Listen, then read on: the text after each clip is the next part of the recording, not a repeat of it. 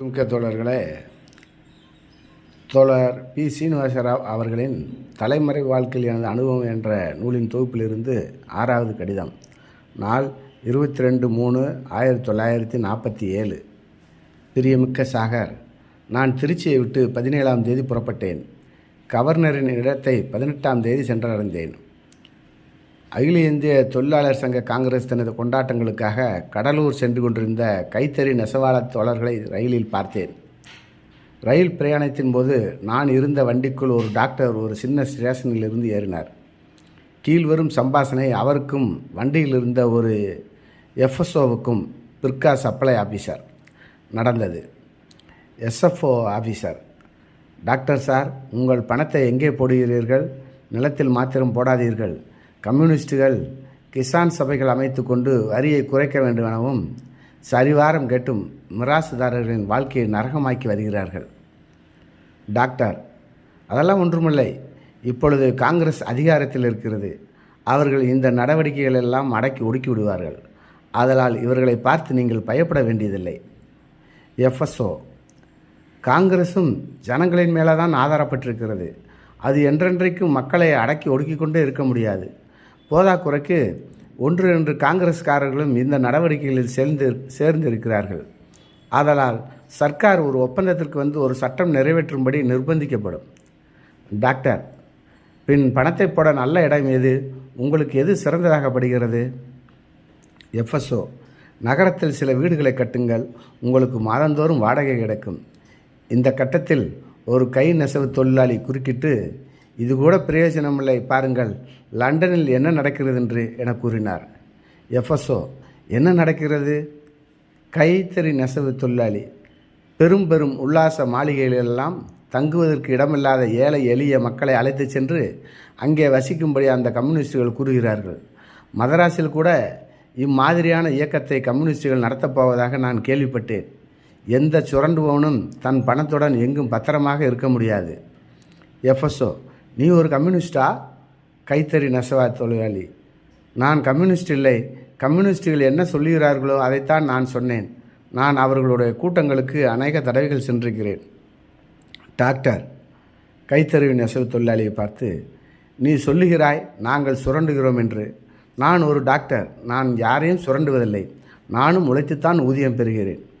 கைத்தறி நெசவு தொழிலாளி: ஆஹா, என்ன உழைப்பு சார்! ஒரு அணா பெருமானத்தில் தண்ணீரை கலந்து பாவம் ஏழை எளிய நோயாளிகளிடம் 8 அணா பணத்தை பறிக்கிறீர்கள்.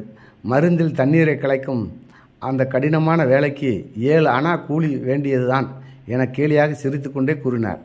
மேலும் தொடங்கினார்: நீங்கள் இம்மாதிரி பணத்தை கொள்ளையடிக்கிறீர்கள். பிறகு நிலத்தை வாங்கி விவசாயிகளை சுரண்டுகிறீர்கள். தொழிற்சாலைகளில் மூலதனம் போட்டு தொழிலாளர்களின் உயிரை உறிஞ்சுகிறீர்கள். நகரங்களில் வீடுகள் கட்டி அங்குள்ள ஏழை எளிய மக்களின் எலும்பு முறிய வாடகை வாங்குகிறீர்கள். இதைத்தான் கம்யூனிஸ்டுகள் ஆட்சேபிக்கிறார்கள். அவர்கள்தான் உண்மையானவர்கள், யதார்த்தவாதிகள் என நான் எண்ணுகிறேன். அவர்கள்தான் வெற்றி உறுவார்கள். எஃப்எஸ்ஓ: கம்யூனிஸ்டுகளின் கூட்டங்களுக்கு அடிக்கடி சென்று நீ எல்லா விவரங்களையும் தெரிந்து கொண்டாய். அந்த கைத்தறி நெசவாளி தோழரிடமிருந்து சுட சுட பதில் கிடைத்ததும் பிற்கா சப்ளை ஆபீஸரும் டாக்டரும் திணறி போனார்கள். பிறகு சம்பாஷணை வேறு விஷயங்களுக்கு தாவி சென்று விட்டது. எதிர்காலம் நமக்குத்தான். சுரண்டப்படும் மக்கள் தங்கள் உரிமைகளுக்காக போராட எழுந்து விட்டார்கள். அவர்களை ஏமாற்றி சுரண்டி பிழைக்கும் கும்பல் நடுநடங்கி திணறி சாகும் என்பதற்கு இது மற்றொரு எடுத்துக்காட்டு. எப்படி மத்தியதர வர்க்கம் நம்மை புரிந்து கொள்வதில் தவறு செய்கிறது என்பதையும் நாம் இதன் மூலம் தெரிந்து கொள்ளலாம். நாம் அவர்களை நன்கு அணுகி நம் கொள்கைகளை எடுத்து விளக்கி அவர்களுக்கு நம்மேல் உள்ள பயத்தை போக்க வேண்டும். அவர்கள் தம் அறியாமையினால்தான் சோசலிசத்தையும் கம்யூனிசத்தையும் வெறுக்கிறார்கள். நான் 18ஆம் தேதி கடலூர் வந்து சேர்ந்தேன். அன்று அகில இந்திய தொழிற்சங்க காங்கிரஸ் தினம். பஸ்கள் ஓடவில்லை. கவர்னரின் இடத்திற்கு செல்ல ஜட்காக்கள் கூட கிடையாது. ஆதலால் பல மைல்கள் பொசுக்கும் வெயிலில் நடந்து அந்த இடத்தை அடைந்தேன். அங்கு ஒரு வாசக சாலைக்குள் நுழைந்தேன். வாசக சாலையில் யாரும் என்னை அடையாளம் கண்டுகொள்ள முடியவில்லை. என்னை அநேகம் தடவைகள் அவர்கள் இதற்கு முன்பே பார்த்தவர்கள்தான். நான் யார் என்று அவர்களிடம் சொன்னவுடன் அவர்கள் ஆச்சரியத்தால் பிரமித்து நின்றார்கள். நான் ஒரு கைத்தறி நெசவாளியின் வீட்டில் அன்றிரவு தங்க ஏற்பாடு செய்யப்பட்டது. மற்றொரு வீட்டிலிருந்து ஒரு கட்டிலை அத்தொழிலாளி தோழர் கொண்டு வந்தார். இரவு சௌகரியமாக கழிந்தது.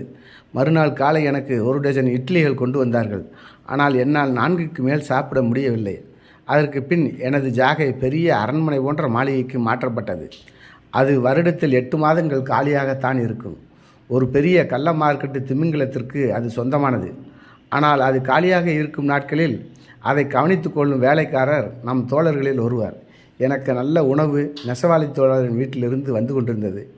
தன் வீட்டில் தங்க முடியாமல் மற்றொரு வீட்டில் நான் தங்கி இருப்பது அவருக்கு சிறிது மன கஷ்டத்தை தான் அளித்தது. இப்பொழுது அவர் ஒரு குடிசையை தனிமையான ஒரு இடத்தில் நிர்மாணிக்க எண்ணுகிறார். நம்மைப்போல் வரும் தோழர்களுக்கு வசதி அளிக்கத்தானாமாம் அந்த குடிசை. அதற்கு வேண்டிய சாமான்களை கூட சேகரிக்க ஆரம்பித்து விட்டார். நம் கட்சியின் மேல் தொழிலாளர் வர்க்கத்திற்குள்ள அசைக்க முடியாத நம்பிக்கையையும் அன்பையும் தான் காட்டுகிறது இச்சிறு சம்பவம். ஒரு சிலர் நினைக்கிறார்கள் நம்மை அடக்கி ஒடுக்கி விடலாம் என்று. இல்லை, ஒருபொழுதும் முடியாது. மக்கள் நம்முடன் இருக்கும் வரையிலும் நமக்கு அழிவே கிடையாது. புரட்சி வாழ்த்துக்கள்.